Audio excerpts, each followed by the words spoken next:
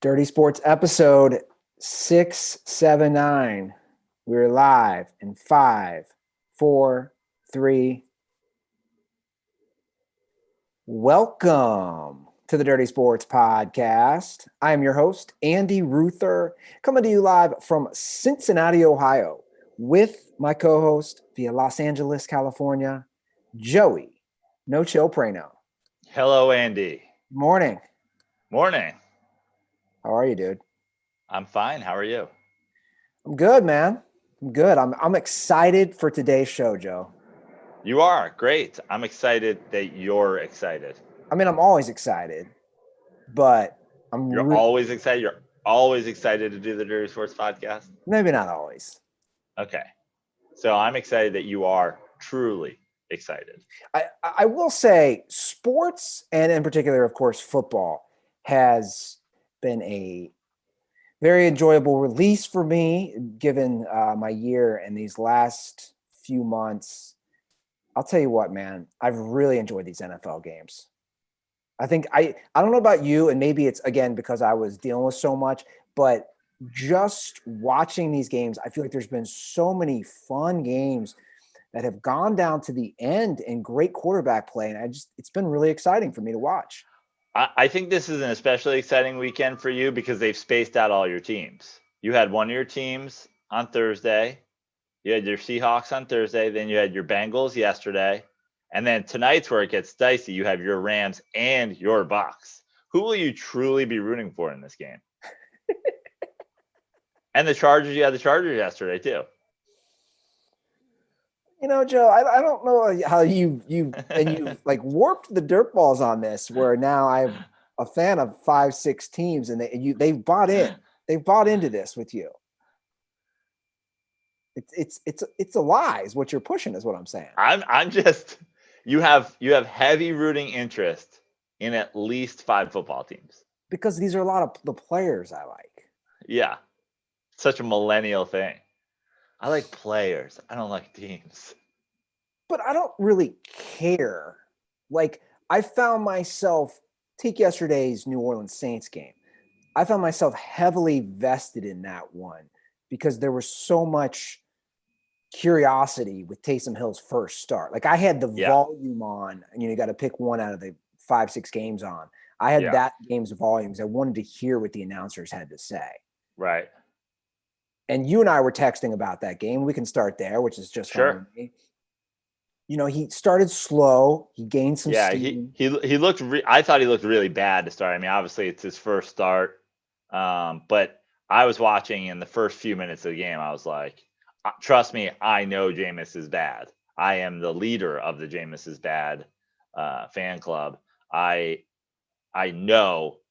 I bet against you guys because I knew you were going to start Jameis. And actually, I found that quite rude of them not to make the Taysom Hill announcement sooner so that I could have picked them on the show. But he looked bad enough where I was like, oh, they actually might have to make a switch to Jameis. And he definitely, settled in, steadied, and played fine.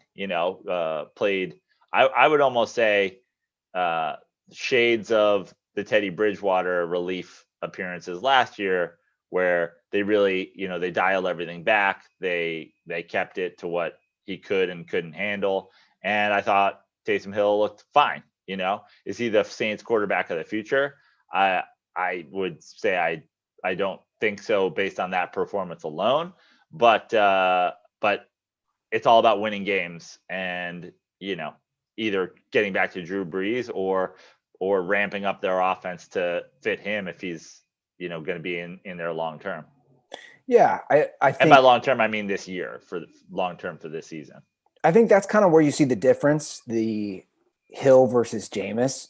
If Jameis is in there, you're going to have obviously a lot more passing yards, a lot more probably deep throws. The thing is, the way their defense is playing, at least the way they played yesterday, I mean, they showed that stat. It was the fourth quarter. At some point in the fourth quarter, the Falcons had -4 total yards for that half. Yeah. So when the defense is dominating like that, Jameis is the last guy you want in the game. Right. Absolutely. You don't want to make it so that they're scoring points against your offense. Exactly. So Yeah. I totally understand. And obviously everything came out with Adam Schefter that it seemed like there was, like our country politically, you had half team Jameis, half team Taysom, and both coaches and players seem to take sides in the Saints. But look, I understand why they're playing Taysom, right? He is the guy they gave money to. I'm sure Sean Payton, and they even said this during the game, there's a part of him who's been chomping at the bit, right, to see what Taysom Hill can do as a starting quarterback. I guess my only issue with their quarterback depth chart, their quarterback roster is what is Jameis? Why did you guys sign Jameis? Like, did they actually think? Because essentially at this point, and obviously I think Sean Payton in a way needed to justify giving Taysom Hill that money, but you sign Jameis. And Jameis is the second quarterback on your depth chart when Drew Brees is there, because when Drew Brees would get knocked out of games or whatever, you go to Jameis, but yet Taysom Hill is your starter when your starter goes down. Is that because in practice they're giving Jameis the second reps because Taysom Hill is getting reps as the, H-back and the wildcat player? Like, I just don't know the reasoning. It almost seems like you gave him that money.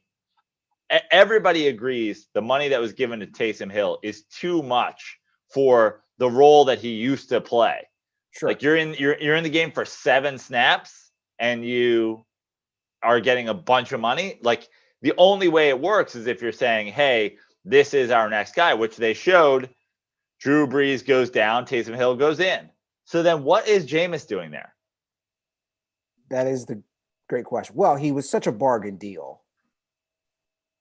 I don't know. But there's not a lot of $1 million third strings in the league. No.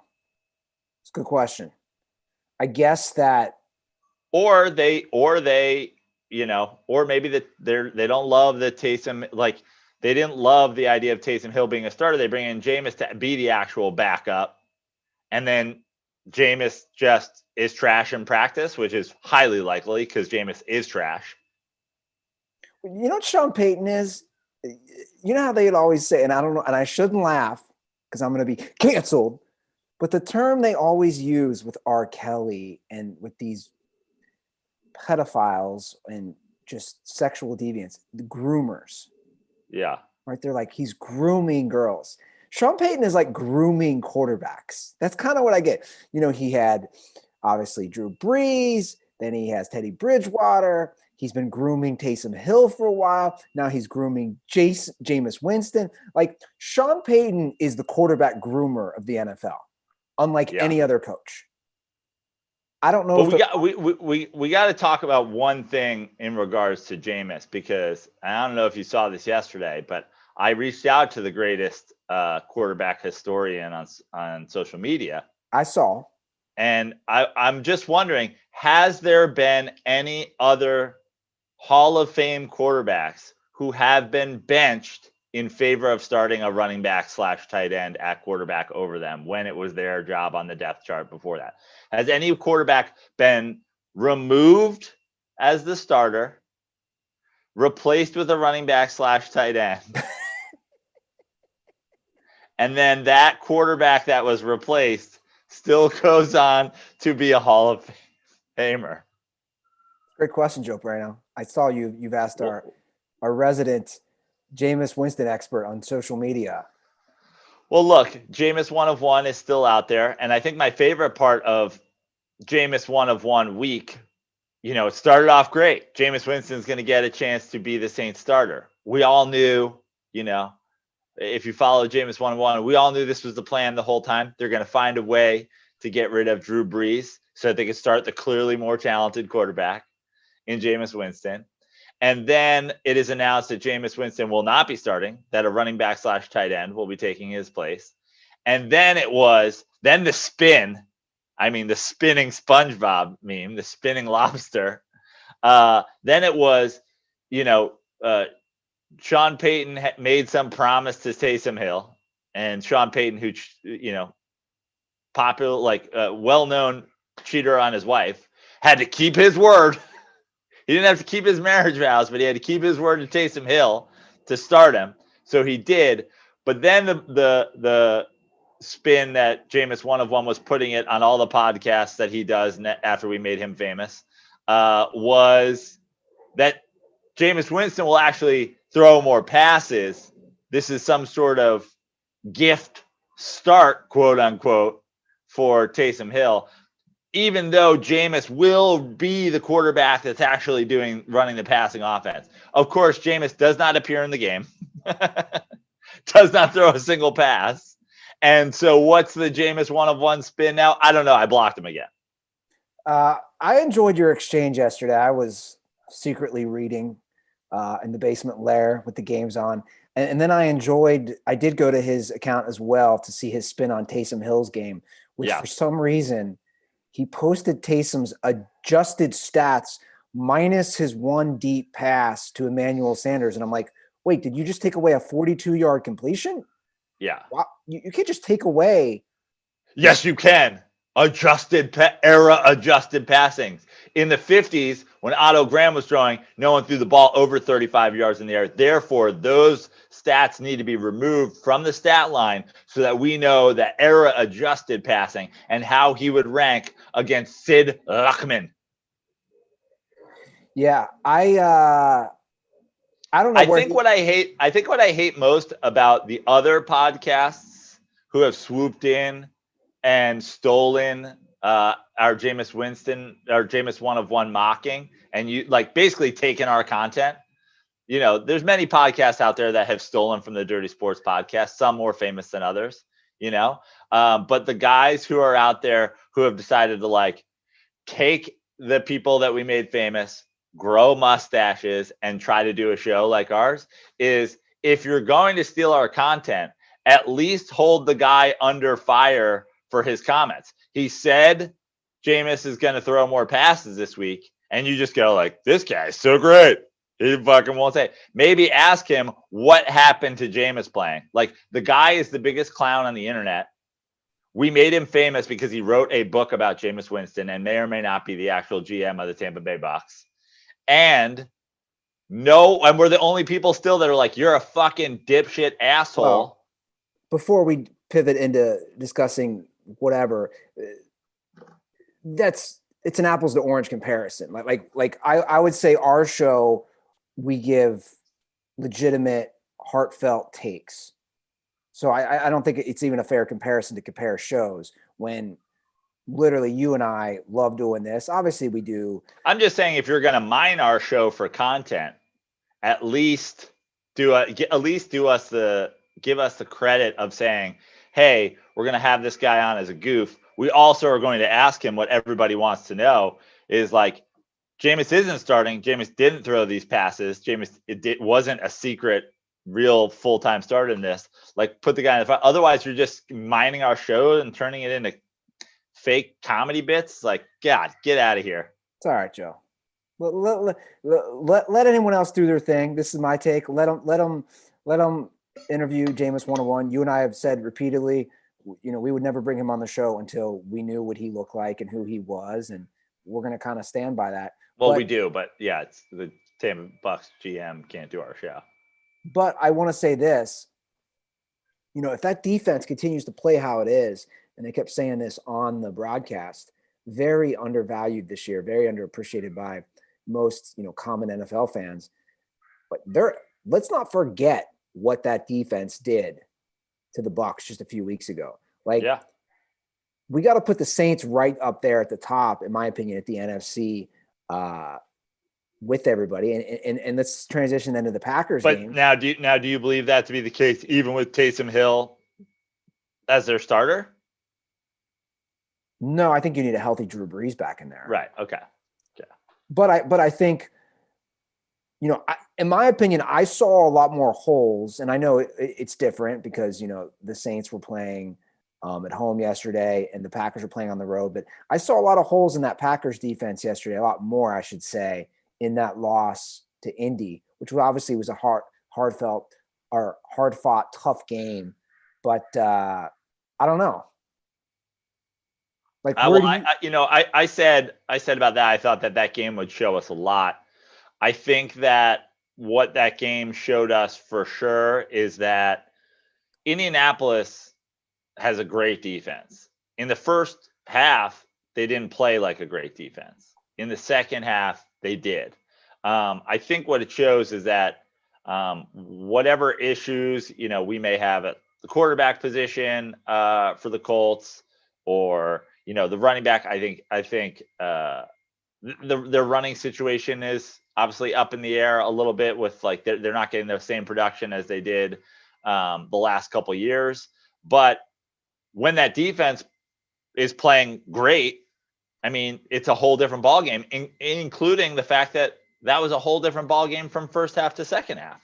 Yeah. And I agree with you. I think that the Packers have some holes defensively, and they gave up big chunk plays, and it just seemed like they kind of downshifted in that game. And credit to the Colts defense, but they had all this momentum. They were playing so well. I mean, it was literally a tale of two halves. I said prior to that game, it'll tell us a lot. I do think it maybe told us a little bit more about the Colts than it did about the Packers. I mean, the Packers still drive down and get a field goal at the end of that game to force overtime. A bunch of like bad turnovers in that game for the Packers offense that you really can't necessarily put on anybody or say that's the Packers team. And we're not talking about what the Eagles are doing, where Carson Wentz just like throws balls to guys who are in stride running to the other end zone and be like, here, you take it. We had a couple fumbles on special teams. You have, I mean, how many times did they turn over the ball yesterday? I think 5 times, and that was with one Rodgers pick. So, And then there was that fumble, Rodgers in the snap. Right. There's the pick. There's the fumble at the overtime with Scantling. It's 3 off the top of my head. Oh yeah. And the punt fumble. That's 4. I don't know if there's a 5th, but that was a fun game though. That's one of these games I'm talking about. Like, that was a fun game. Went down, obviously. Did we have 2 overtime games yesterday? We had, what was the other one? Titans and Ravens, Ravens. Baltimore. Yeah. And it was a fun game to watch, and wow, like the AFC South now, obviously the Colts had just beat Tennessee the week before. So you have both of those teams at 7-3. And that was a huge W for the Titans to come back and then come from behind and win on the road in Baltimore. And they had to be feeling great right up until, they get in the locker room and the Colts are winning the game in overtime. Yeah. So I'll be real curious how that plays out. And you never count the Titans out in that game. That was a fun game to watch as well. Lamar's getting a lot of questions. He's getting a little more defensive. I don't know if you followed it. He's getting. I haven't. The critics are kind of coming out. And by the way, Lamar didn't even play a bad game yesterday. So he had 1 pick, but it seems like things aren't rolling. And I don't know if you saw this stat during the game, Joe. And I thought it was a really good stat that CBS showed. And again, it's a small portion because Lamar hasn't been playing that long in the league, but Romo didn't make much of it, but it is an interesting telling stat. Now, after yesterday's game, Lamar is now 1-6 when trailing after the first quarter. Okay. Which again, it's a small portion, but I think that's a stat that kind of glorifies the overall bigger picture. It's a highlight within the bigger picture, which is that Ravens team, whether it be defensively, but obviously offensively with what they like to do with Lamar, they beat the shit out of bad teams. And they struggle with good teams.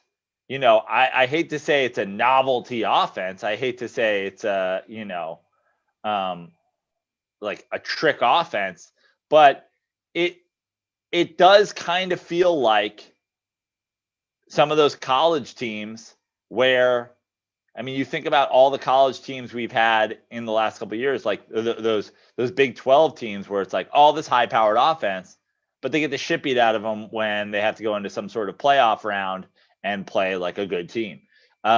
We've now seen this, obviously in 2 playoffs, and we see it in the regular season more and more when they get matched up. As a Ravens team that was the 1 seed last year, or they had the most wins, so they're playing all first place teams now when they play out of the division, when they play whatever, and they struggle against good teams is the bottom line. Well, they were only losing 7-3 after the first quarter yesterday. And then, they themselves took a 21-10 lead. But I think what's telling about that stat, I do put more into it than someone like Romo. The point is, and he did say this on air, the point is this: when the Ravens suddenly are coming from behind and they have to throw the ball more, and their game is just not as good when they have to do that. And if Lamar has to throw the ball 40 plus times. Right. But, and that's why I said what I said, which is, being down 7-0, it's not like, oh, now we have to throw the ball to get back in the game, because obviously the Titans got down, and that's exactly what the Titans don't. The Titans just live or die with, we're going to keep getting Derrick Henry going. He's going to catch steam as the game goes on. You get tired. He gets stronger. I think that stat is more telling of just, you're going to tend to be down. Like, they get out early and they beat up on bad teams. Yeah. And their stats of being, undefeated or whatever, when they're, leading by X amount of points early in the game, of course, like, I think more so than like, oh, they struggle to come back because they can't move the ball downfield, is just when they're in a dogfight, that offense isn't as scary, as dangerous. Yeah. Who finishes with more wins, the Browns or the Ravens? Right now, the Browns are 7-3. The Ravens are 6-4. Obviously, I'm not going to go through each of their schedules. Yeah. It's going to be close. I'll say push, because I think the Ravens will do better down the stretch. Gotcha. Well, let's talk about that Browns-Eagles game. At this point, the focus of this has to obviously be on Philly and Carson Wentz and Doug Peterson. And at this juncture of not only the season, but Carson Wentz's career, it's absolutely embarrassing, Joe, some of the things that Doug Peterson is saying about why he's not benching Carson Wentz, considering how poorly he's played this season. Well, let me start by saying this. I love this from Philly. I've been saying this forever. Like, just as long as Philly shows that they love Peterson and Wentz, like, as a Giants fan, I'm ecstatic. This is in no way, I will say tons of critical things about Carson Wentz, but I will say this. I think Carson Wentz is a significantly better NFL quarterback than Doug Peterson is an NFL coach. I mean, what is that saying, though? It's saying Doug Peterson, who has a Super Bowl and will live off of that. Like, dude, Philly had no Super Bowls ever. Yeah. They're synonymous with failure. They're synonymous with choking.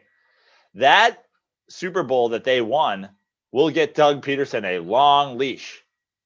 And I think Carson Wentz can be rehabilitated, can find his old form, definitely don't like if you're Philly, Carson Wentz leaving and going to the Colts, you're going to hate that. He gets back with Frank Reich. Like, he'll find something again. He has ability. Now, there's a lot that he has shown that he can't do right now. He's making terrible decisions. But we had a short window. And again, Frank Reich was there as the offensive coordinator. Their defense was playing amazing. We had a short window where Doug Peterson has looked like a competent coach. He didn't look like a competent coach before they were good. He hasn't looked like a competent coach after they're good. Doug Peterson isn't a good football coach. His offensive strategy is desperation all the time. His game plan is just flat out terrible. And he's showing now just being a stubborn jackass where it's like, maybe Carson Wentz is better than Jalen Hurts. But guess what? Carson Wentz right now, he almost orphaned his wife and kids out there today, sir. Like, he used to be the best. He's lost it. Turn in his wings. He's gone full cougar. Yeah. I want to read the quote which Peterson said to the press. I've never seen anything like this in all my years watching football. He said, if you get to that spot where you don't start him or bench him, I think you're sending the wrong message to your football team that this season is over, and that's a bad message. We have to work through this. When times get tough, sometimes that might be the easy thing to do. What? Basically, he is, again, incompetent and unaware. Basically what he's saying is he cannot lead his locker room. He cannot go into his locker room and tell his players, hey, we're going to Jalen. We've won 3 games in the first 11 weeks of the season. We're still in first place of the NFC East. We literally need to win 2 games down the stretch, and we probably win the NFC East. And I think right now, the unknown gives us a better chance to win than the known, which is a guy who, in the last month, I have seen Carson Wentz have guys wide open and throw it to the defense. You can say, oh, Carson Wentz, he takes chances. He's got that Ben Roethlisberger. He loves to escape and then make a big play down the field. That's fine. The problem with Carson Wentz right now, guys are open, and he doesn't see them, and he throws the ball to the other team, and he holds the ball too long, and their offensive line is bad. Carson Wentz holds the ball too long, tries to make too many things happen, and you can blame an offensive line, but you can't blame an offensive line for a sack when you had a guy open, but you weren't fast enough to get him the ball. Yeah, so entering yesterday's game, he was last in the league in completion percentage, 31st out of 32 teams in yards per attempt, first in interceptions and sacks. So statistically speaking, he's the worst quarterback in the NFL. He is. Yeah. Statistically speaking, of the 32 teams or however many have had a consistent starter, he's the worst. So for Doug Peterson to say we can't make that change when through 11 weeks you have all this statistical evidence to back it up. The other thing is, what does that say? It also goes back to you having franchise disconnect, because much like this we were talking about with the Saints, if you don't go to Jalen Hurts now, why did you draft Jalen Hurts? Amen. You're telling me, well, we have all these holes, and the defense isn't what it was, and our offensive line is bad, and we've got a lot of injuries, and we don't have a go-to receiver, and we don't have a running back. And so, okay, excuses. What is Carson Wentz supposed to do without receivers? Okay, well, draft those guys. You didn't. You drafted a quarterback, and now you don't want to play the quarterback, even though Carson Wentz fucking sucks. Yeah. Amen. It's absolutely mind-blowing that you have a guy that you took in the second round to basically also I'm not saying that Jalen Hurts is their next guy, but he's there as a good backup plan, right?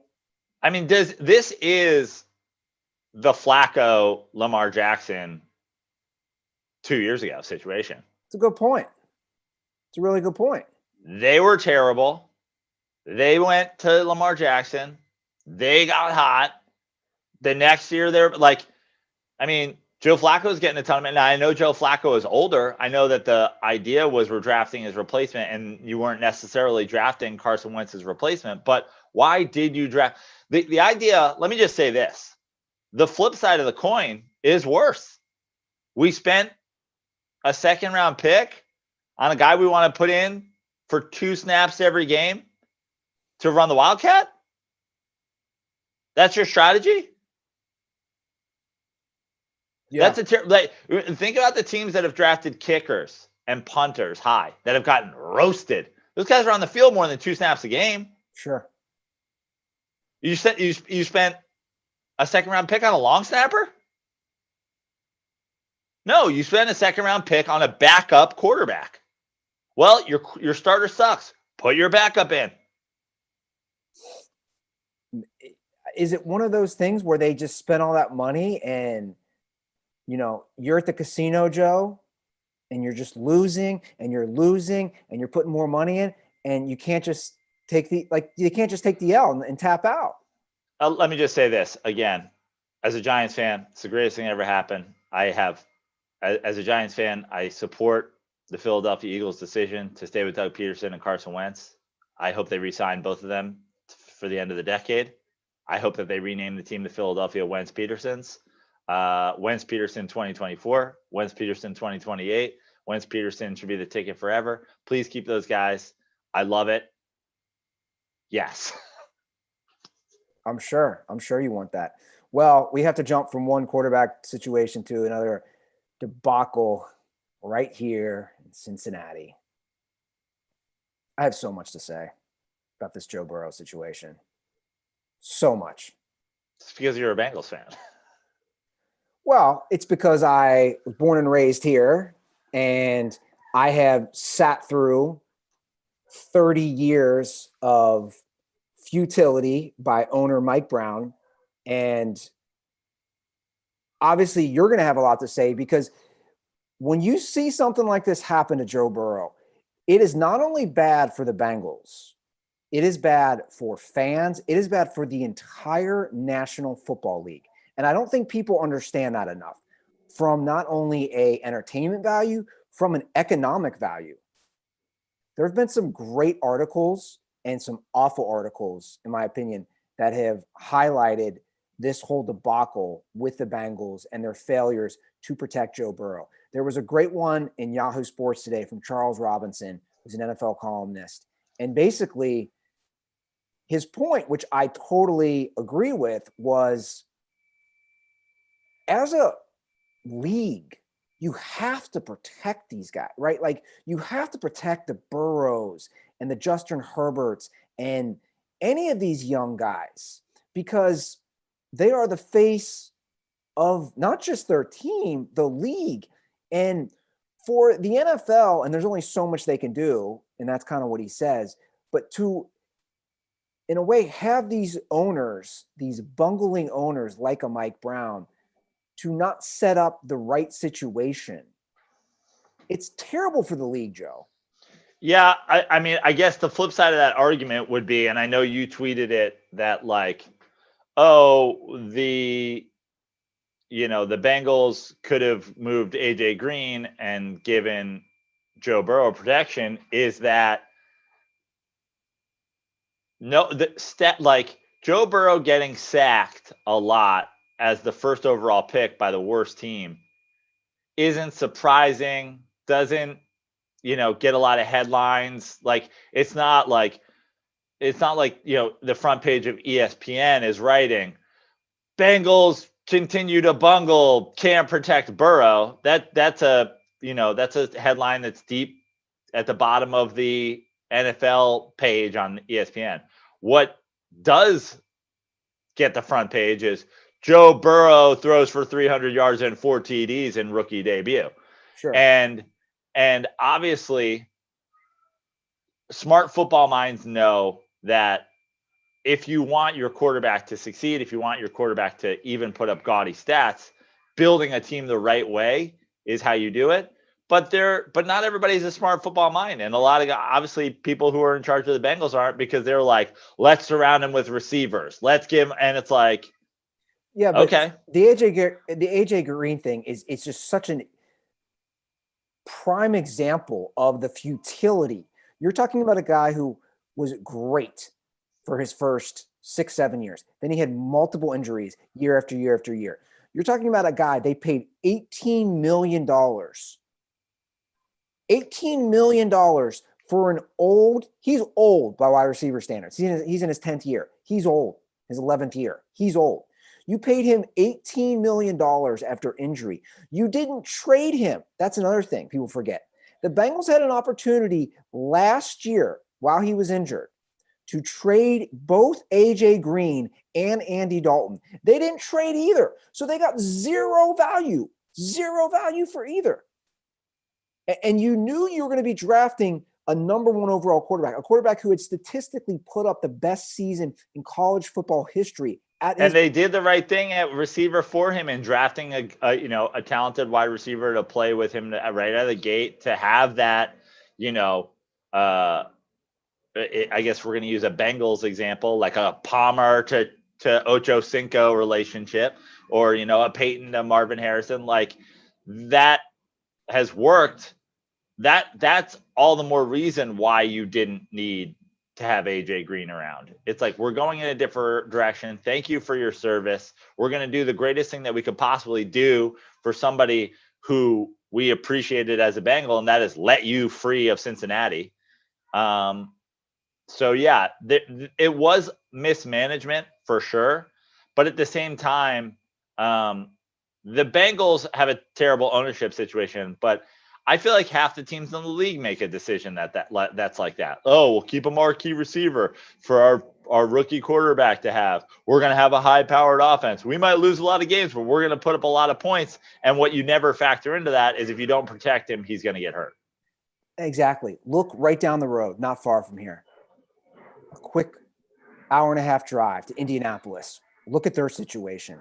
Andrew Luck, same way, got absolutely beaten the hell up and is now retired. It's very similar as far as you gotta protect the guy. They waited too long. They finally protect him, but it was too late, right, Joe? And he was too banged up and he retired. It's such an easy decision to spend the money or use the picks. The Bengals also, for anybody who's not aware, have $12 million in cap space. They didn't even use it all. So instead of protecting your guy, and also from a financial perspective, Prano, let me ask you this. How much more money are the Bengals, throw this year out because there's a pandemic and there's no fans, but let's talk about 2021. How many more fans are going to be in the seats next year if Joe Burrow's healthy? How many more beers are being sold? How many more chili dogs are being sold? How many more jerseys? This is true. If Burrow doesn't play next year, who's going to watch a Ryan Finley-led Cincinnati Bengals team? Nobody. This is actually a very dumb, short-sighted financial decision by not protecting your guy. But it's not like they're actively not trying to protect him. It's not a smart franchise. They didn't make a smart decision. But there's franchises all over the place that, I mean, they didn't protect Deshaun Watson for a while. They're not protecting, this happens all over the league. I don't understand it. When you're drafting these young phenoms, the first thing you got to do is protect them. And I just will never understand this. It's the equivalent of, I'm going to make an Andy Ruther analogy, and it's a stupid one because it doesn't compare. And I don't want to belittle Joe Burrow to compare him to an arcade game, but it's like me going to get my new arcade game at Best Buy. She says to me, do you want to get the 2-year protection plan? It basically covers everything minus you spilling something on it. Of course, I'm going to get the 2-year protection plan. I just dropped $500 on an arcade game. Am I suddenly going to go, no, I don't want to spend that $100 on the Geek Squad. I'm going to really nickel and dime that $100. Why would I do that? Dude, you got the new Ferrari. Joe Burrow is the new Ferrari. You have to protect him. I guess, an even better analogy would be, you went up and you ponied up the money and you spent it. But imagine if she was like, instead of another $100 for insurance, you can also trade me your Atari. And you're like, fuck it, I never play my Atari. Take my Atari. It's absolutely yours. Because again, they had an AJ Green that they could have moved. I know it's easy to say, like, take your 10th year receiver and trade him for a starting left tackle. It's not as easy as that, but you could have gotten value for AJ Green. You could have gotten value for Andy Dalton. Yeah, you could have. Look, I know the value isn't that high, but for both Andy Dalton and AJ Green, you can get a 5th or 6th round pick out of it. Yeah. Which could be a starting tackle, a starting guard. I also want to say this about Burrow. Joe, I was rooting for you. I know you were rooting for him. But look, man, why did you play for the Bengals? Like I'm not trying to kick a guy while he's down, while he has a torn ACL, but we all knew this going in. So many of us said, look. It's just like Andy Ruther. He wanted to go home. Come on home, Joe. Come on home. Quality of life. He grew up nowhere near Cincinnati. He was on the other side of the state. Look, why would you, dude, I'm going to bring back your boy, Joe. I'm actually going to bring in the Eli Manning situation for the first time ever. I'm going to bring up your boy. How smart were the Mannings? No, seriously. Archie got his ass absolutely kicked when he went to the dumpster fire at the time organization of the New Orleans Saints. He saw how that played out. He saw how it ruined his career, his health, everything. And when another debacle of a franchise, the Chargers, wanted him, they forced their way out. And I'm going to jump ahead to Trevor Lawrence. Dude, you do not want to go to the Jets. You do not want to go. There's 4 franchises I would want no part of if I was a young quarterback coming out of college. It'd be the Jets, the Bengals, the Browns, and the Lions. I would want no part of those organizations. Do you think there's a part of Burrow, though? I mean, I'm being serious.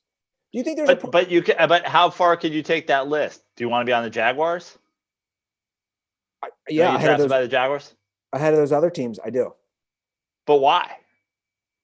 Because dumpster fire stadium, dumpster fire football town. You had one AFC championship appearance.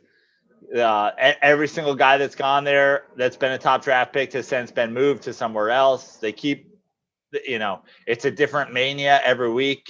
Jake Luton free. I'm just saying, do you want to go to the Texans? Obviously they have Deshaun Watson, but my point is like, there's a lot of versions of this.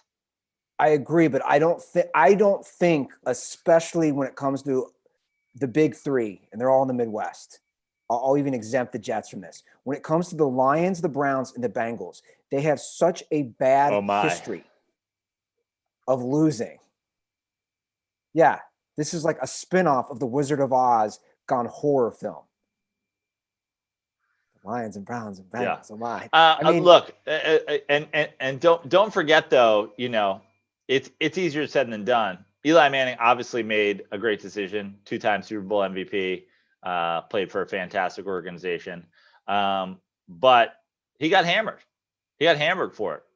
Oh, he's a fucking diva. San Diego fans hate him. Everybody hates him. His dad's a prima donna. They're all assholes. The Manning, classic Manning family. Blah blah blah blah blah. So it's easy to do that. And Joe Burrow's not from football royalty. Well, he's not. But Prano, my argument again, and we've discussed this before the draft even happened. You have to also look out for yourself in your own career, both as a player and as a businessman. We don't know Joe Burrow's career now. We don't. When you tear an ACL, there's a good chance he comes back, he's fine. But when you have such a dramatic injury like he sustained, you don't know where he's going to be as a player. That's all I'm saying. Why would you even risk that to go to the Cincinnati Bengals, a team who has the longest drought? But it could the thing is, yeah, it happened to Tom Brady. You know what I mean? Like, it happens. It's like the same thing. Did. A guy dives.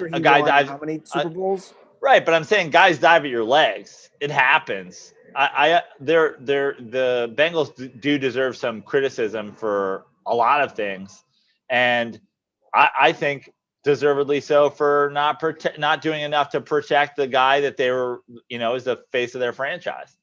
But also, bad things happen sometimes. Like, No, they do. But he's not the first quarterback to take a bad hit and tear his ACL.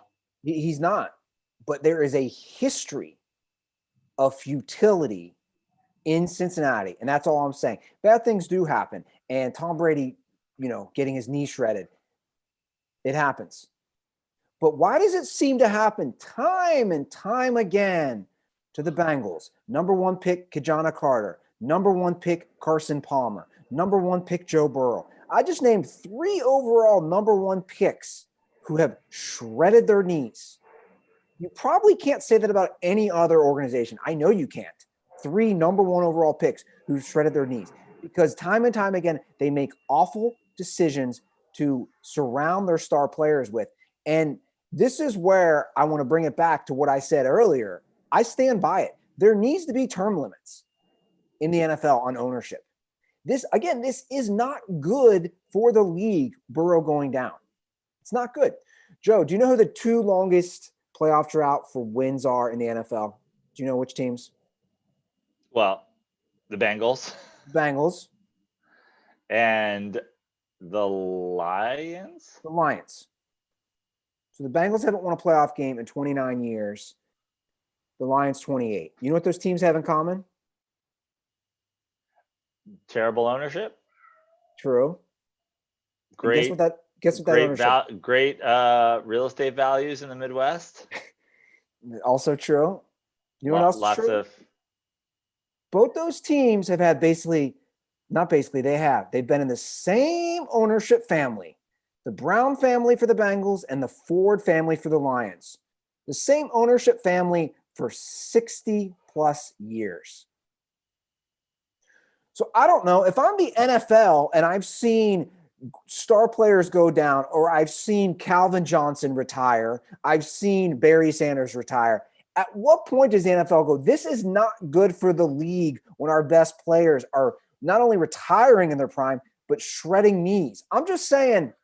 Well, Andy, let me tell you something that I've been saying on the show for a long time, and that in any other sport, you absolutely may be right. Like, if the Fords were in baseball, they might have been forced to sell, like McCourt.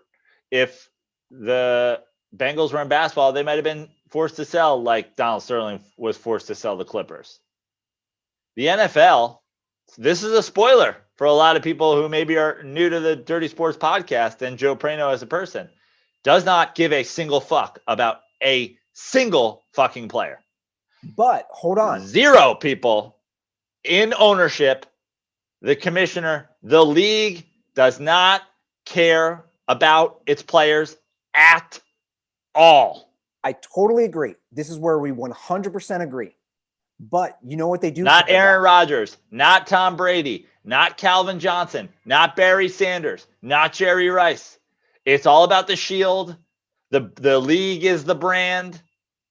That's why I said from the beginning, we will never miss a football game because of COVID, because you will be starting at quarterback for the Cincinnati Bengals before they say the quality of football isn't good enough for us to continue. But I guess my question, and it seems like you probably already answered it, and I think that's a great point you're making, is the NFL does care. Bottom line for them is money. We agree? Yeah. Isn't it hurt when the Lions are a prime example? When you have, at the time, Barry Sanders or Calvin Johnson, 2 of the most exciting and arguably best players ever at their position at that time, retire. Well, look at the brand and the money of the Shield. Look at the history of the league. Yeah, it does, but not really. That's why if you look at the way the league has handled things, the league hasn't said we're taking away the Lions from a family who can't keep marquee players from retiring in the prime of their career. But they will send out coded messages to every owner and say, if you sign a guy who had an opinion, we will handle it completely differently. No one is to sign Colin Kaepernick, because that enrages our base of dipshits. But Lions fans will put on their sunglasses and dress up as the fucking Cowardly Lion for the Wizard of Oz and be like, this is our year. Our new running back is this fucking guy.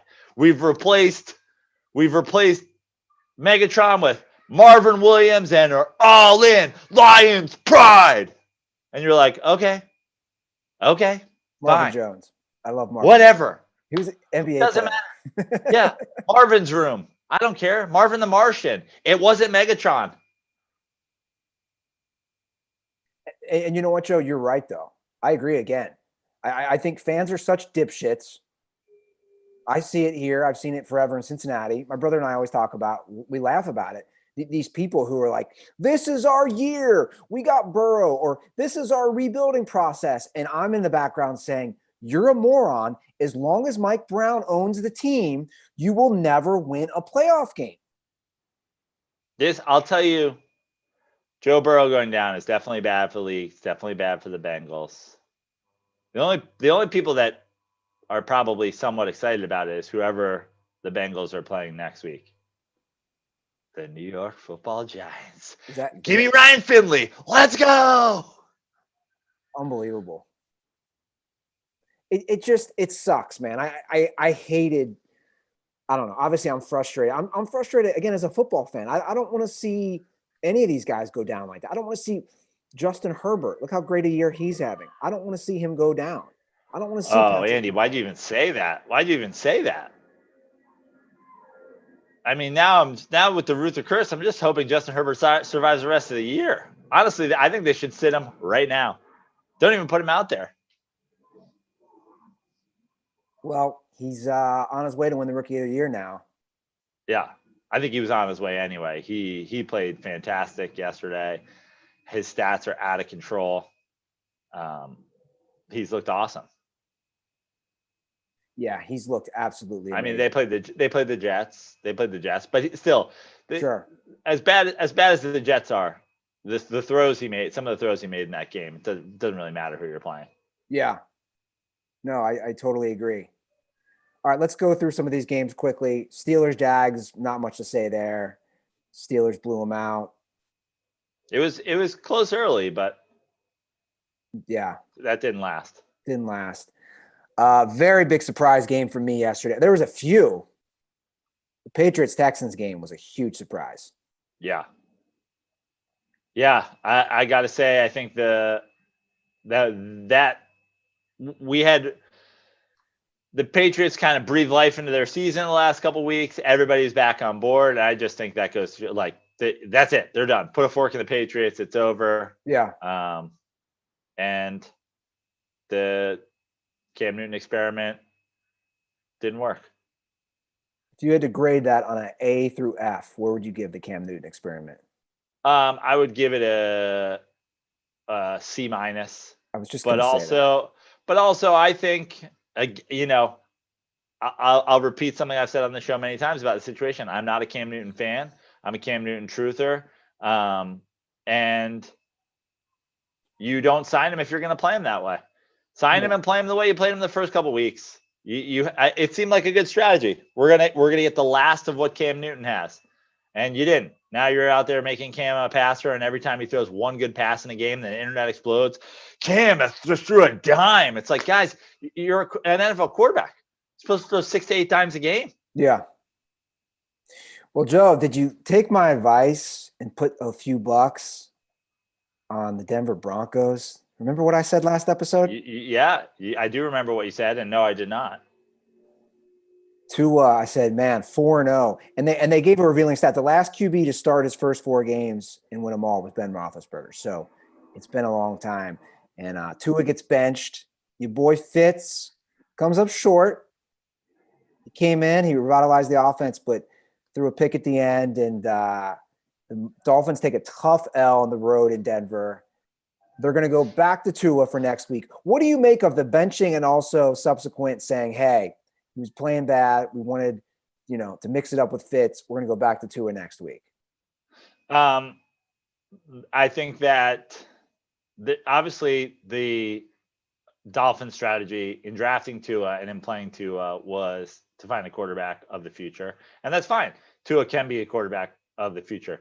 I think that this went wrong when they benched Ryan Fitzpatrick in the first place. I don't know how you bench a guy. Like, benching a guy who's playing poorly in favor of who you want to be your future quarterback is totally fine. But it kind of goes back to the same thing that we've talked about a number of times on the show today in terms of like, why is Ryan Fitzpatrick there then? You want him to tutor Tua? Okay, well, you want him to be the starter? Well, then he's got to keep playing as a starter if he's playing well. And they go away from it and they win a couple games. And there was 2 games in a row where Tua played well. His first start, he didn't play well. They won anyway. The defense was great. And the defense has been great this whole time. And then he has 2 good games. He looks like he's coming along. And then yesterday, Ryan Fitzpatrick is more productive in 2 drives than Tua was the whole game.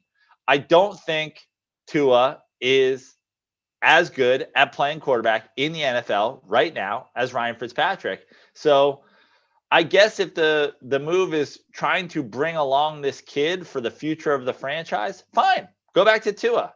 If I was the coach of the team, I never would have benched Ryan Fitzpatrick in the first place, and I certainly wouldn't be going back to Tua because my thing is we can still be a playoff team. Well, that's the question I guess I have. Who gives you a better chance to win going forward? I think it's Ryan Fitzpatrick. Yeah, but I thought it was when they benched him in the first place.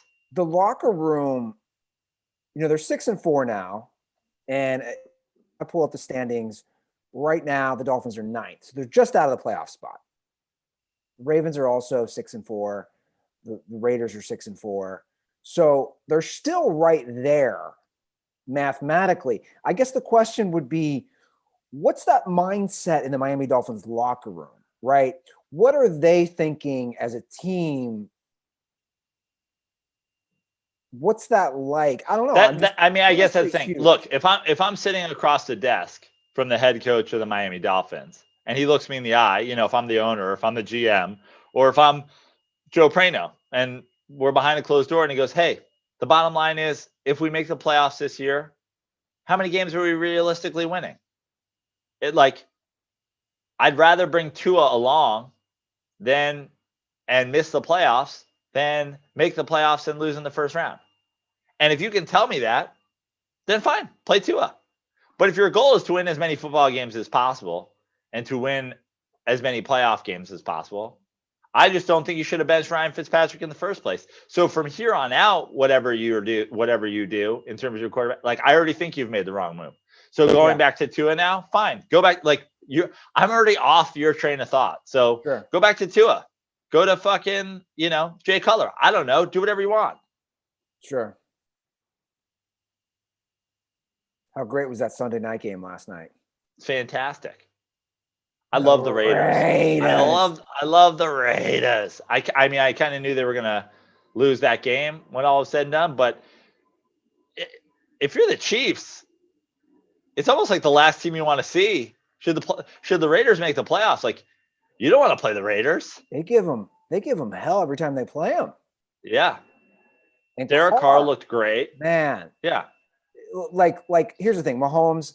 I don't know at this point we're a broken record. I hopefully people are still appreciating it. I was watching the game with my brother last night, and we're just marveling. I don't think people realize when he's running across the field on his back foot, or he's throwing across his body. How do people not realize? Are there other people that are watching the game with music on instead of the sound? Because Collinsworth's like, and you're like, what is that? He's like, sorry, let me take Patrick Mahomes' dick and nuts out of my mouth so I can talk about him. I don't people realize how hard the throws he makes look so easy.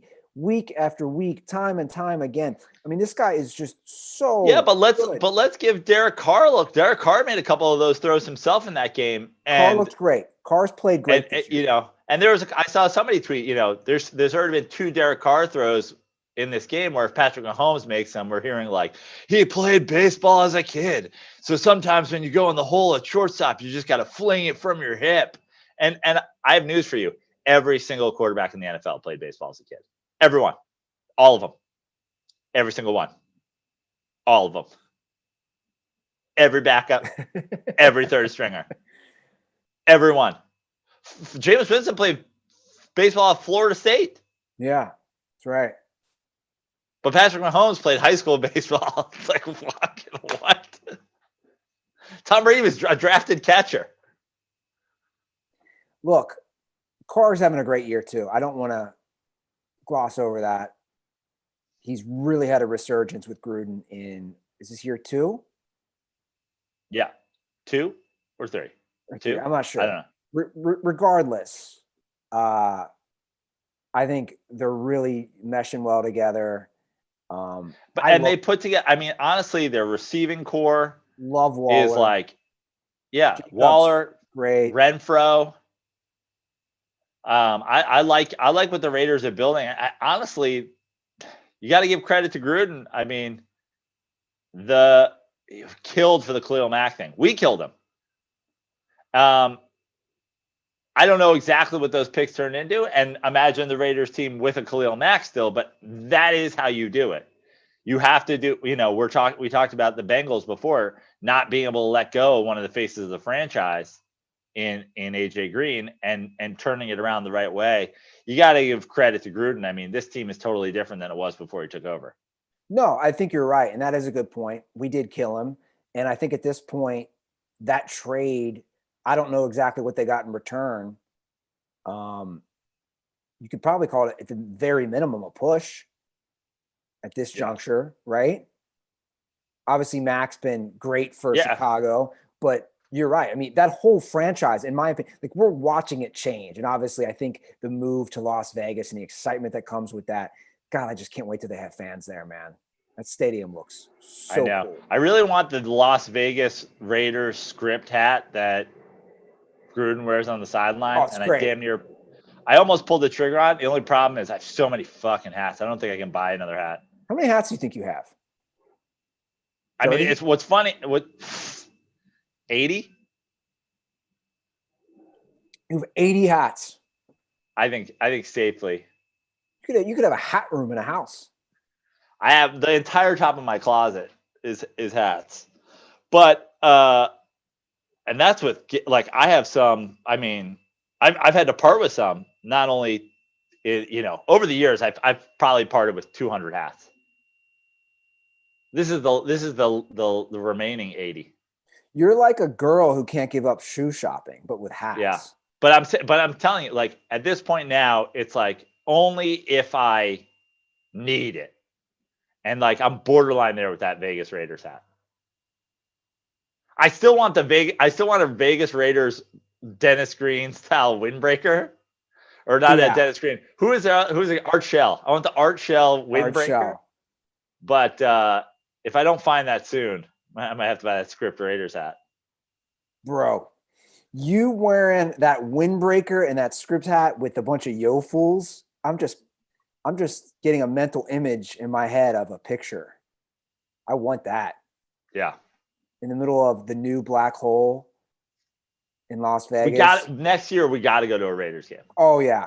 Bucket list. Has to be. I want to go visit John Gruden's house and Derek Carr. Next year is NFC East at AFC West. Like next year it would be Giants at Chargers, which you're still technically a season ticket holder. So that's exciting. God, it would be great if it was also at Raiders.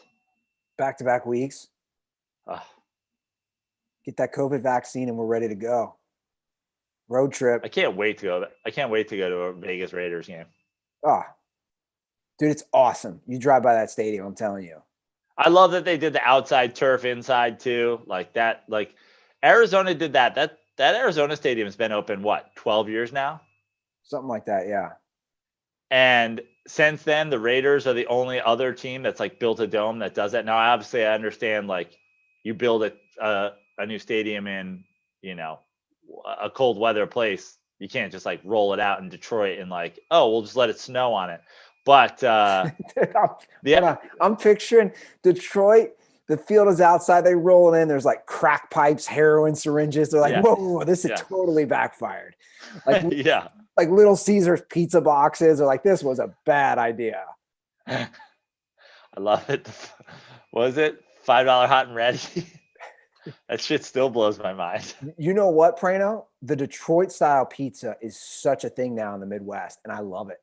Yeah. There's Like, a pizza place here in my new hood that it's not quite like Detroit style, but it basically is, and I really enjoy it too. I like a pan pizza. yeah, not as it's not like a casserole like the Chicago style. Yeah, But that Chicago shit is nonsense. Jet, and I like that too, but Jets here. Oh, I've had Jets a few times. Anyway, Raiders road trip next year. We got to make it happen. It's on. Yeah. It's on. The Chiefs, Maddie, man. come on, Maddie, coming into the Vegas road trip. Oh, hey, we gotta stop at Whataburger outside Prim, Nevada, or wherever the fuck you guys go. No, we always go to the Fat Burger in Barstow, California. Yeah. It's like the He's like, I can't.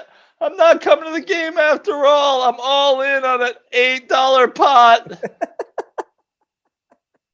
I can't do it. Come back and get me after. I'll be at the quarter 50-cent poker table. I'm all in, baby. Oh, absolutely unbelievable. We're gonna have to auction off the fourth in that road trip. Me, you, Maddie, and a DirtBall auction winner. Well, what about Tug? Or are you and Tug talking, or did you blow up this whole thing with your? Oh yeah. I forgot about that. I'm under a strict what is it? Like I have a strict muzzle thing now. I'm not allowed to talk about Golfgate. Well, I noticed that Tug never responded, and I thought, oh boy. Oh, he responded via phone. Oh, he called you. Yeah. Oh, you in the dog house, Prano? Look, I was just as I said to all the parties involved, I was just trying to get us some excitement for a Dirty Sports match play. But unfortunately, I have I can't talk about it. I now have I signed an NDA where Golfgate can no longer be talked about. Okay. I'll update you should I ever get approval to talk about it again. Yeah. Well, I actually spoke with Tug myself the other day. I had a feeling that he was going to issue a cease and desist on your mouth. Yeah, I said a cease and desist. I was just telling people. I was just updating people again. I was a innocent bystander on a blossoming golf rivalry, and a lot of words being thrown around back and forth. I was just reporting it. I thought it was DirtBall, dirty sports worthy news.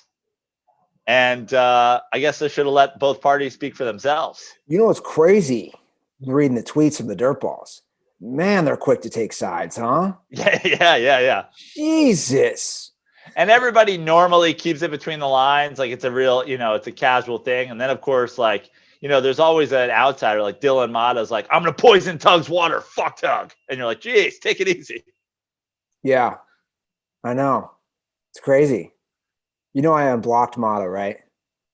Oh, okay. Welcome back. Welcome back, Bev. I unblocked him on everything. He sent me a nice message, and I said, you know what? With all the shit I've gone through in 2020. He had to send you a telegram though, because you actually blocked him even via mail. No, he left me he goes, it's not an actual letter like you said you wanted. You left me like a voice recording email. Okay. It was personal. I appreciated it. Right, like life's too short for me to be holding grudges with Dirtballs from years ago. So we all good, fam. Maybe I'll even play his intro. Oh wow! Is that the sign he's really back? Yeah. You've unblocked his SoundCloud account. I think I did. I mean, I he got the full block. Like he got the full Matumbo. Full Matumbo. He got the full buy forever. Yeah, he basically did. Joe, let's talk some NBA free agency news. But before we do that, I want to just let all the Dirtballs know I got the best gift for Black Friday. Some bling bling. Look at this, Joe. Look at my movement watch. How great does this I look? see that. And I got a pair of sunglasses, some stunner shades, some aviators. Look at these. Look how good these look. Yeah. I'm rocking mine myself right here. Guys, If 2020. if you're watching our YouTube feed, Andy and I are both wearing movement shades right now. We got the full movement experience on right now. And Dirtballs, we all know 2020 is not playing by any usual rules, especially for holiday shopping.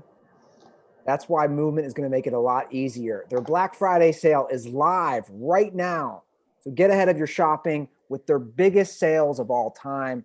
You have many options. You got their watches, you got their sunglasses, all these great different gift package. Movement has a super sleek matte black packaging. Just added a bow.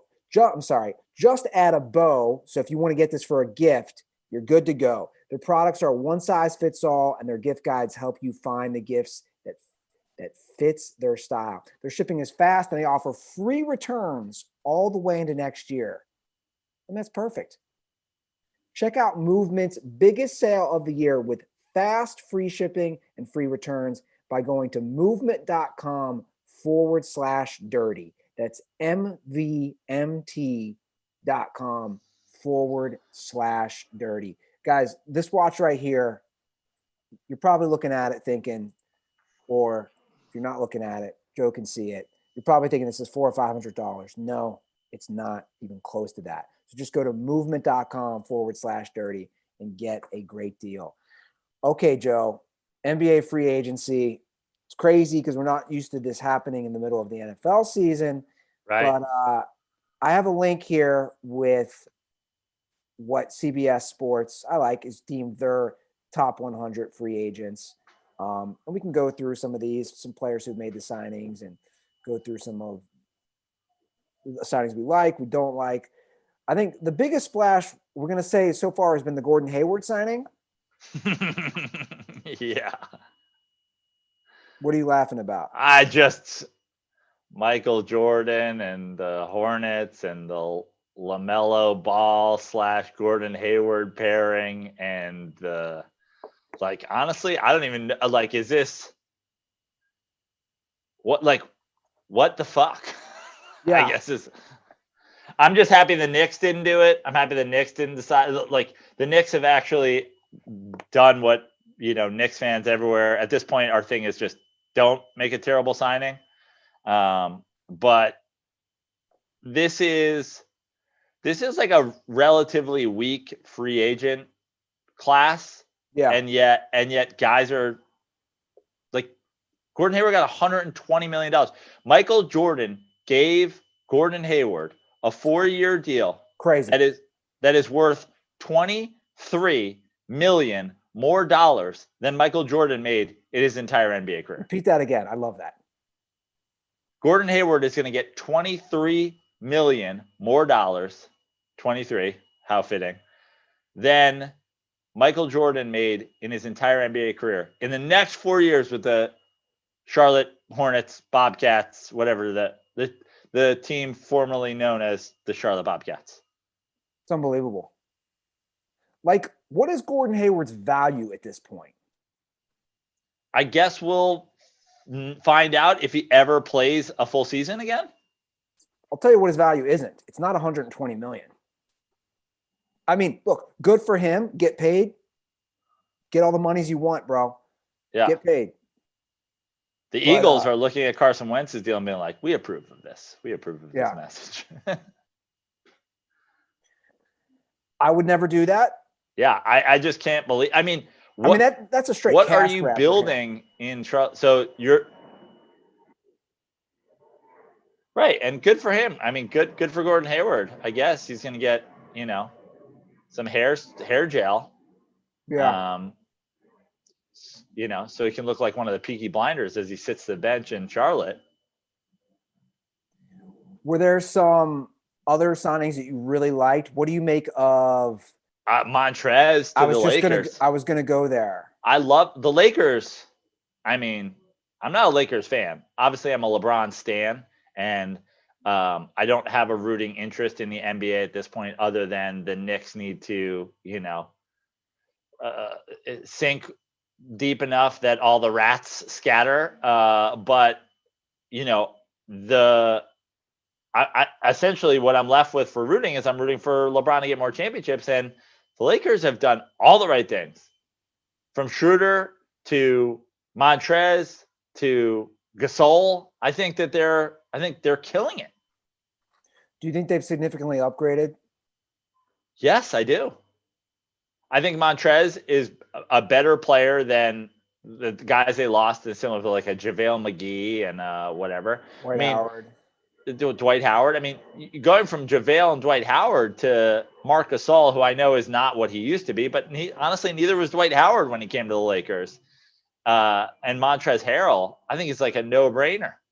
Yeah. And Rondo was out the majority of last year. You're going from who was their starting point guard to Dennis Schroeder. Was it Avery Bradley?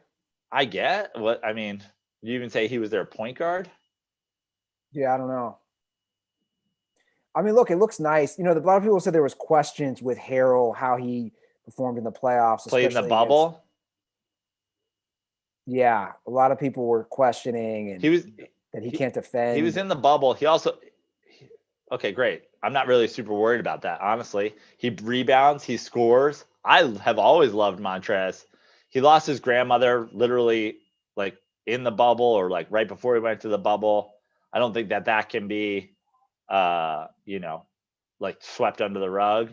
And I think he's a fantastic and like he's the sixth man of the year. Yeah. I mean, what are we talking about? Whether or not you want the sixth man of the year added to your roster in place of a JaVale McGee at $2 million or 2 year, 19 mil. Very good price. I think the Lakers. I think the Lakers know that it's they're the defending champs. They have LeBron. They have AD. You've got to win. Yeah. Now you got to continue to win as many as you can. This is your window. I mean, like I would put them as the favorites again with these signings. Yeah, absolutely.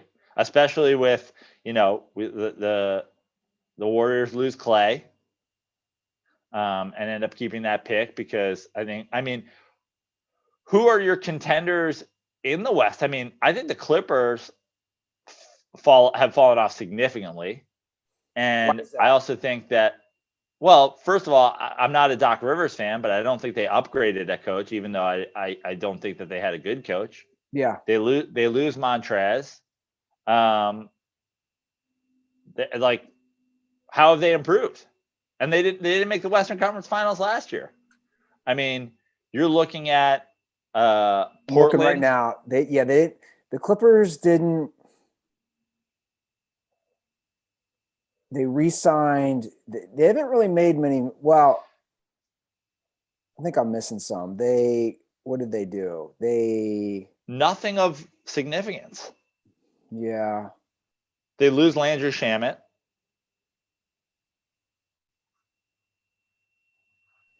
Yeah, I don't know. I mean,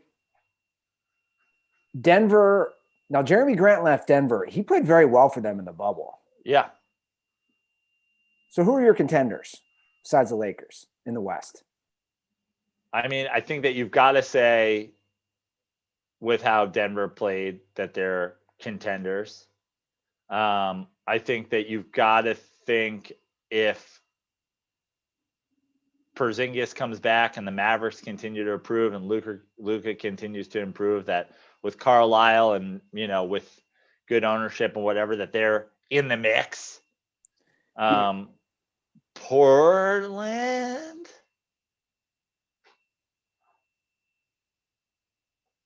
I don't know. I mean, but like, here's what I'll say.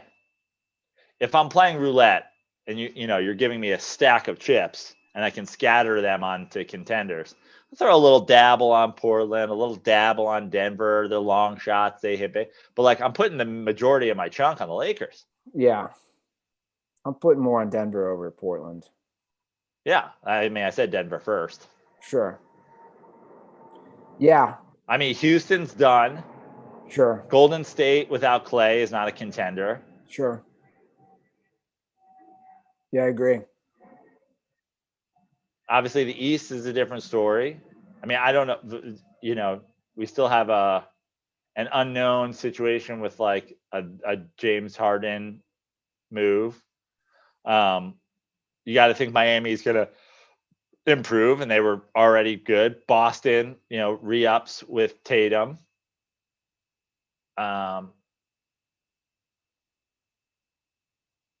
The Bucks, but we're starting to run out of contenders in the East, right? Yeah. Well, once that whole Nets situation gets figured out, we'll have a better idea. And there's a lot to happen. I mean, we're still if the Nets if the Rockets are blowing things up, if two guys, not that I think, I mean, it depends on where you add a Russell Westbrook, but I don't think he's like game changing a franchise, but depends, where he goes. But Portland made some moves in getting Covington out of the sinking ship that is the Rockets. I like that move for them. And then, of course, I think probably the biggest splashy signing is Austin Rivers to the Knicks. No, sorry. Who the fuck did they just? Was it Austin Rivers? To the Knicks? Well, originally it was Elfrid Payton. You signed him. You re-signed him. Yeah, I know we signed him. That's Nerlens Noel. Yeah, Austin Rivers, $10 million deal with the New York Knicks. 3 years, $10 million for Austin Rivers. It was, sorry, at first I was like, wait, did Austin Rivers go back to follow Doc? But it was Seth Curry who followed Doc to Philadelphia, or who he went out of his way to acquire, because that's his father-in-law. Right. At first it was like, wait, he went and got his son. No, he got his son-in-law. He's like, I'll take Seth over Austin. Can we talk about Dabo Sweeney doing Dabo Sweeney things for a minute? Dabo time. Mata, can you make us a Dabo time? This guy's jingle? such Dabo. a moron. Yeah, I agree. I mean, he's just such a moron. So their game was canceled this week against Florida State. They're dodging us. They're afraid to play us. Pew, pew, pew. Dabo said this game was not canceled because of COVID. COVID was just an excuse to cancel the game. I have no doubt their players wanted to play and would have played. And the same with the coaches. To me, the Florida State administration forfeited the game. Okay. What did Dabo read this on Parlor? I have no doubt that the university is dodging Clemson. I also have no doubt when the recount happens that President Trump will win Georgia, will win Pennsylvania, will win Michigan. Pew, pew, pew, pew. No games are going to be canceled next year of COVID because Donald Trump's coming back in. Operation Fast Moving Vaccine, or whatever it's called, Operation Time Warp.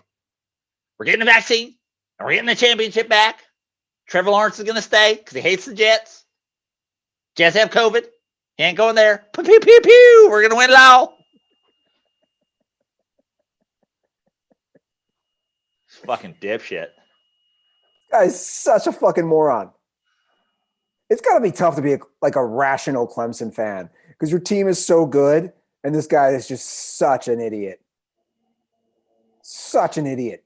I know Florida State's not having the best year, and obviously beating Clemson essentially saves their whole season.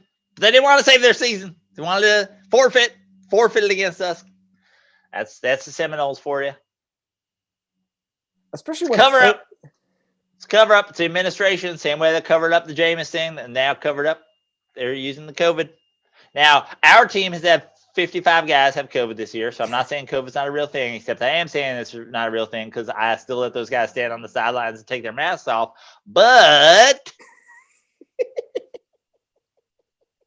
just because my team can have more than 90% of the roster get COVID doesn't mean it can happen in Florida State. I've been to Florida. Bars are open.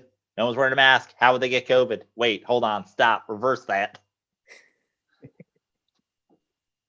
It's fucking Ross Perot. It really is. Well, other more on college football news, even though I don't really watch much, I did put on the end of that Ohio State-Indiana game, and we got to bring this up, Prano. I mean, I saw you tweet about it. I couldn't even take the time to like tune in. These coaching decisions. Find out what it. It didn't end up affecting the game, or no, it didn't affect the game, but it's just an awful choice.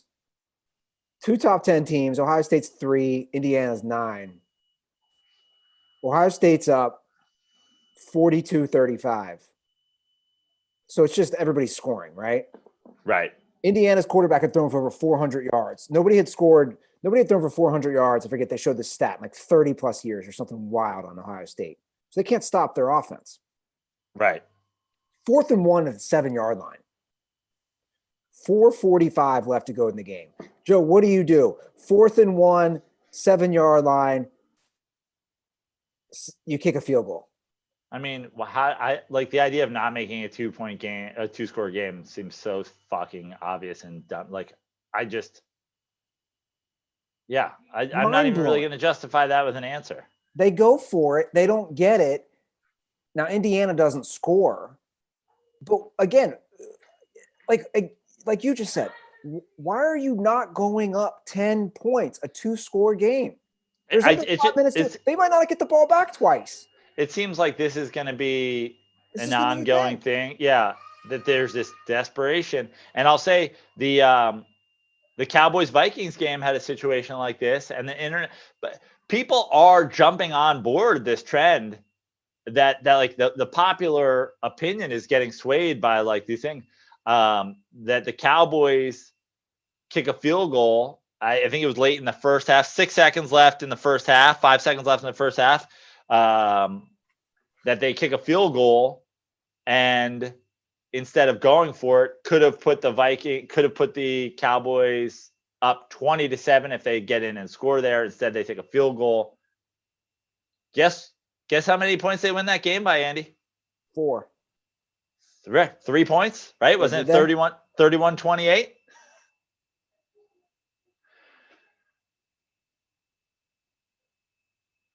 Let me see. Yeah, I believe it was 31-28 at the end of the game. They take the field goal to get 3 points. They win the game by 3 points. Now, I'm no Mike McCarthy defender by any means, but even the biggest boob in the history of boobs can't mess it up sometimes. Yeah, you're right. And the whole world's like, how are you not going for it there? I think Skip Bayless tweeted it. And then, of course, now Skip Bayless is out in this morning with his Zeke Elliott jersey, probably going to have brunch with Dabo Sweeney somewhere. He's like, well, Cowboys are back. Andy Dalton, yeehaw. And you're like, you fucking dipshits.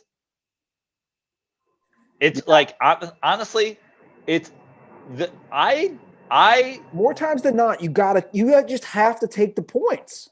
I'll tell you what I approve of way, way, way more than these field goal or 4th and something decisions. I'm totally fine essentially anywhere on the field besides inside your own 40, going for it on 4th and 1 as opposed to punting. What you're saying there is that we're confident in our defense. And what you're saying when you need to get these extra points is we're not confident in our defense. Yeah. We're not confident our defense can hang on to a 10-point lead with 4 minutes to go in a football game. I am totally fine with, like, we're at the 50-yard line. Go for it on 4th and 1. Go for it on 4th and 2. Go for it on whatever, as opposed to punting. That shows confidence in your defense. Yeah. And also you're not actually giving points away. When you go for it in these field goal situations, you're giving the points away. Yeah. No, I agree, man. It just seems very. I think you want your attitude in these situations to be, I'm going to be aggressive, as opposed to I'm going to be desperate. Sure. I like aggressive. I hate desperate. Well, again, I don't understand why you're just not taking the points, because there is no explanation. Well, actually, a 10-point lead there only increases your percent chances of winning from 72.8% to 74%. Whereas, in fact, if you get a touchdown there, it raises your chances of winning from 72.4% to 79.6%. So analytically, it would say that going for the 7 there would be the thing to do. I don't get it, man. Like in that situation, it's such an easy call. Such an easy call. Like you said, you don't have confidence that your defense isn't going to. Again, who says they're going to get the ball back with 4:30? Right. Twice. And also, by the way, I should also say that I approve of 4th and 1, 4th and 2, 4th and 4 calls when you're deciding between a 54-yarder and going for it. You know what I mean? But to me, nothing reeks of desperation more than we'd rather go for it than get a for sure chip shot field goal that gives us extra points and a 10-point lead. Because here's what I'm saying. I'm going over to the sideline and I'm saying, defense, I do not trust you at all. Yeah. You guys cool with that? And they're like, well, we weren't, but I guess we got to go play defense now. You want to hear some calls? Yeah, let's do it. I think I found the intro. DirtBalls, dirtball calls. DirtBalls, dirtball calls. DirtBalls, dirtball calls. We got the DirtBalls, dirtball calls. How long has that been? You like my Donald Trump dancing to the thing? Yeah. How long has that been since we played that? I don't know. A long time. All right. We got 2 calls. We're going to finally get to your call, Joe. Okay.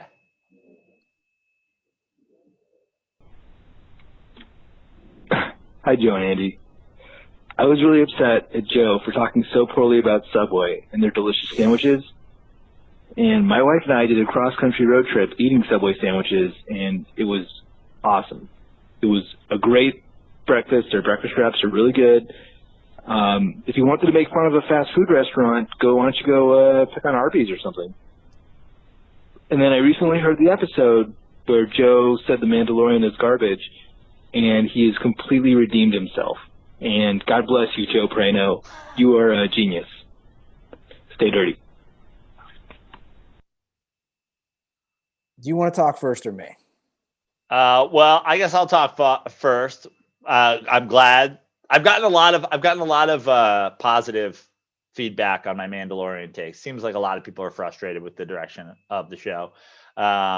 So I thought that was going to be more of I thought that was going to set people off because folks are, especially just Star Wars junkies, like you can't say anything bad about Star Wars things or Star Wars people just come after you.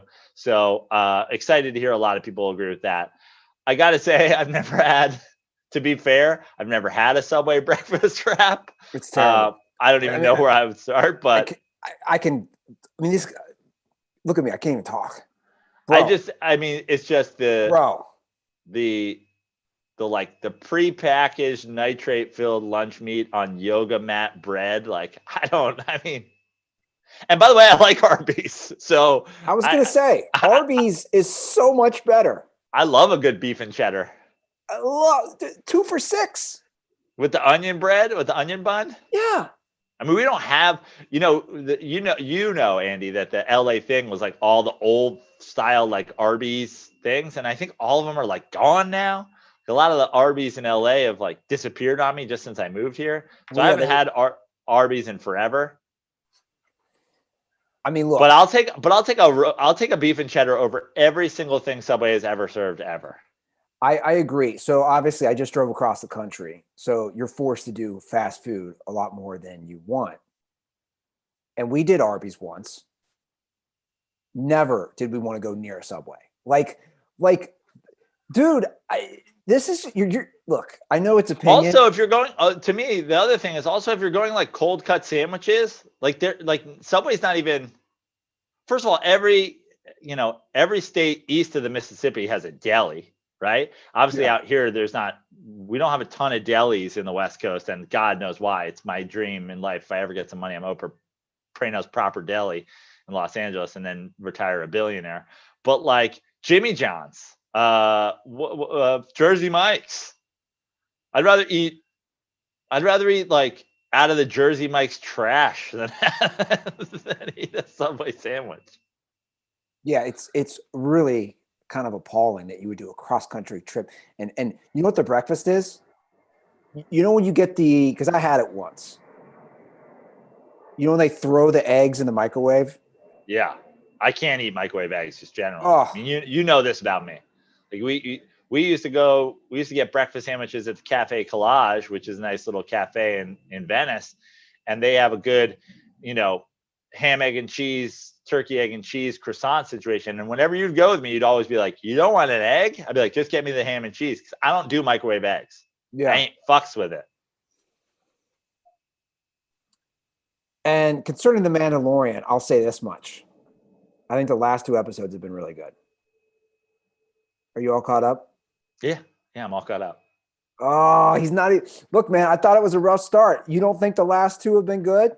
It's the same thing, though. What He do you literally, mean? in the last episode, he goes somewhere, he needs something, and they're like, "But first, you got to help us do this." Why is it always, but this show should be called But First. But first, we need to do this. I just need this. They're like, "I know what you need, but here's the deal. I can't help you with that until you help us blow up this base, till you help us deliver this person and her eggs, till you help us get rid of the worm, till you help us. It's always, but first this. This dude, just can you and fucking Baby Yoda just go. There's got to be like a tropical planet out there somewhere.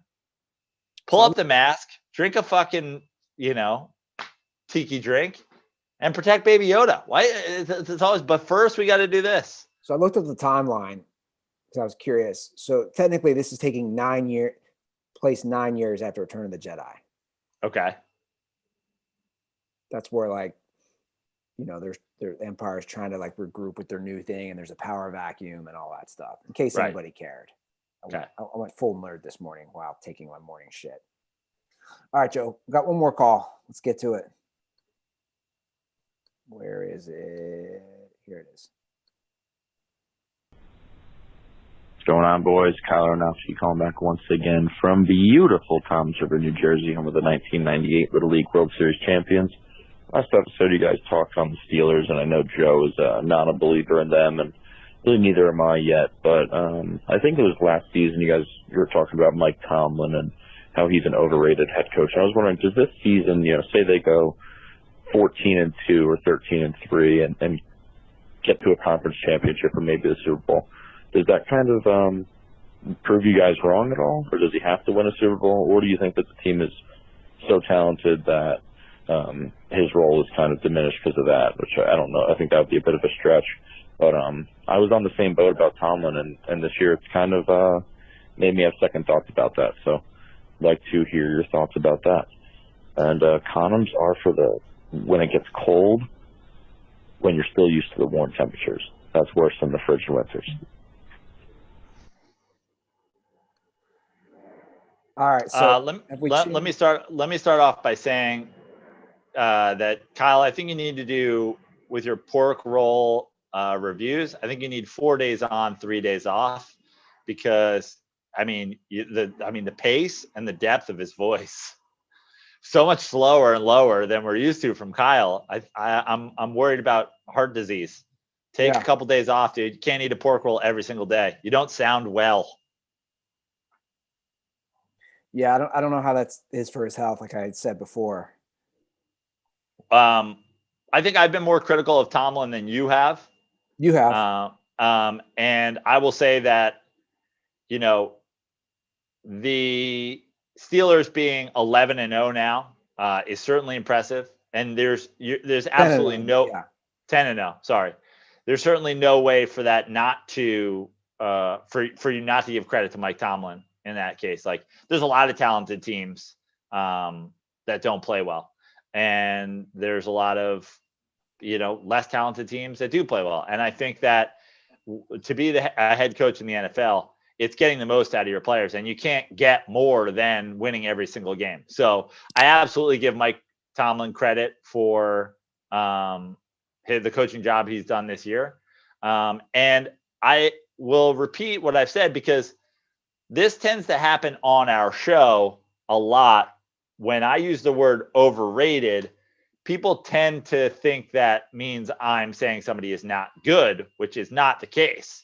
I think that, when I said Russell Wilson's overrated, when I say Doc Rivers is overrated, when I say Mike Tomlin's overrated, Mike Tomlin's probably still, at no point was he lower than, my 7th best coach in the NFL or something like that. But that is still, to me, overrated when you're like, year in and year out, Mike Tomlin's one of the best coaches in the NFL. Everybody should love what the job Mike Tomlin's done. So I have felt in the past that Mike Tomlin was overrated, considering what he has actually accomplished in his NFL career and the credit that he gets for that. Now, to answer Kyle's question, I absolutely credit Mike Tomlin for doing a fantastic job this year so far. But also, I think they got to appear. I mean, to me, for sure, you got to appear in an AFC Championship game. Yeah, look, they're still not the favorite, though. You got to understand this going in right now. As of right now, I'm looking right now at VegasInsider.com for the future Super Bowl odds. Kansas City Chiefs are still the favorite. Right. So let me ask you. So that's why I said the AFC Championship game. It's like if the Steelers lose to a Chiefs, if the Steelers go 14-2 and lose to a Chiefs in the AFC Championship game, I don't think that's necessarily that Mike Tomlin's not a good coach. I agree. Okay. But let me ask you this, Andy. If the Steelers go 14-2 or 13-3 or 15-1, some, fantastic record, and they have a home game, and the Chiefs beat them 31-10, is Mike Tomlin overrated?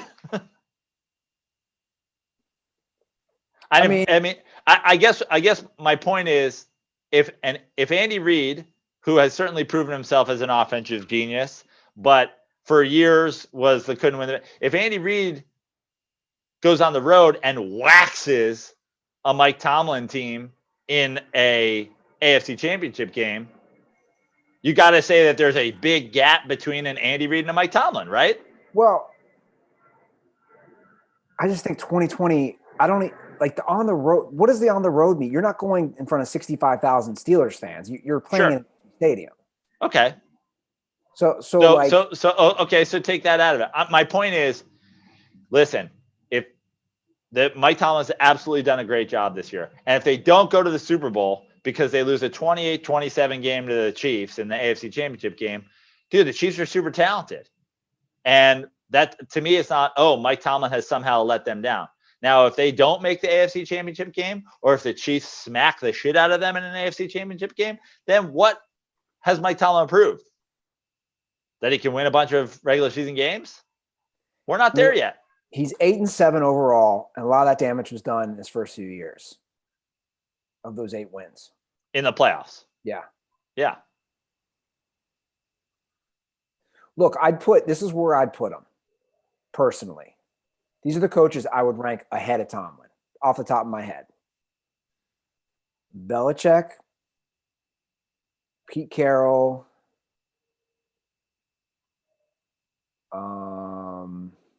Andy Reid,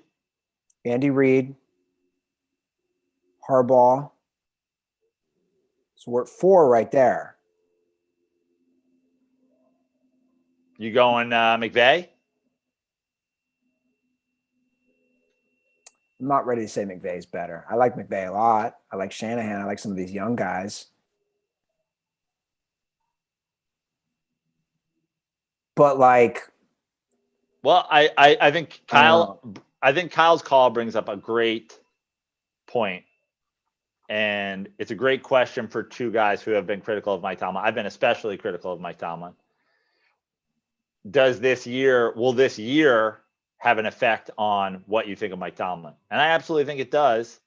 And I think the overrated thing in the past for me is he hasn't upset a better team in a playoff game, which I think happens a lot of times when you're a good coach, when you're a great coach.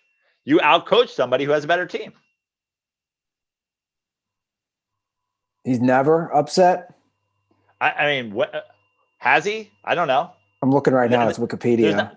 To me, there's not a standout like Mike Tomlin with a, underdog Steelers team beats blah, blah, blah. Yeah. Well, I think he has a lot to prove this year for sure. Yeah. He last went to the AFC Championship in 2016 and lost to the Patriots. Gruden? What's that? Gruden? As far as coaches? Yeah, where do you have Gruden? I mean, look at what Gruden's done in the return. Gruden's got a Super Bowl. Yeah. Tomlin's got a Super Bowl. That's a good question. I think after you get past those first few coaches, it's really tough. Yeah. So, I don't know. Like I said, I mean, for me, it's like you have Andy Reid, Pete Carroll, Bill Belichick. Like, after that. Look what Frank Reich's done in a couple of years in Indy. A lot of people think he's the reason the Eagles won the Super Bowl. I mean, I know it's his resume. It's just not long enough to have put together the resume. I'm just saying, absolutely. Got to give Mike Tomlin credit for what he's done with the Steelers this year. Let's see how it ends up. Yeah. You get waxed in an AFC Championship game by the Chiefs, or you don't make it an AFC Championship game. Well, what was starting 10-0 all about? Sure. Well, if you guys have a call or question, give us a ring. The hotline is 310-359-8365. Write it down. Put it in your phone. Dirty Sports Hotline. Follow us on Twitter and Instagram at The Dirty Sports. You can follow me at Andy Ruther, or you can do a favor and drop an iTunes review. Leave your Twitter or Instagram handle, and I'll shoot you some koozies for free in the mail, courtesy of us. Joe Prano, where can they follow you? At Joe Prano on Instagram and TikTok and Venmo. At Fix Your Life on Twitter. Rate, review, and subscribe to the Dirty Sports Podcast. Listen to some Joe Prano comedy in all places that streaming music is available. And don't eat at Subway.